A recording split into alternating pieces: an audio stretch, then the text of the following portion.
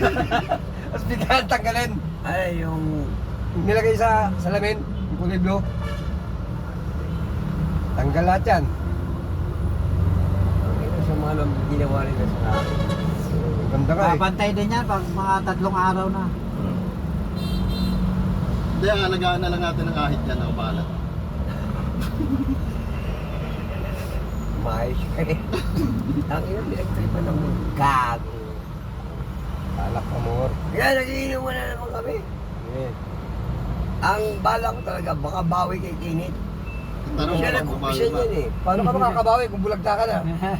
Hindi, nakahanda na yung razor eh. Tinawag ako ni Master. Ang ina mo, hindi ako mapayag, hindi ako mababawi. Eh biglang, uy, halika na, bis ka, bis. Hindi nga akong bibigyan. Tama. Sana yung, eto mga oras na to, putang na. Gagawin ko EDSA Hindi, may ano pala dyan, yung pambapping. Para pumantay yan, oh. Mas May bapping maganda, ka, diba? mas maganda ang gawin mo sa kanya kalahati lang, tapos dito long hair. Oo, hindi, babalik ako na sana. Balik ako na. Daming so. Hindi ko na umpisyan eh. Yung pagtawagin sana ni Master, Brad, mamaya ko lang balik. Wala eh. Tawag yung mga bawi. Trabaho priority natin.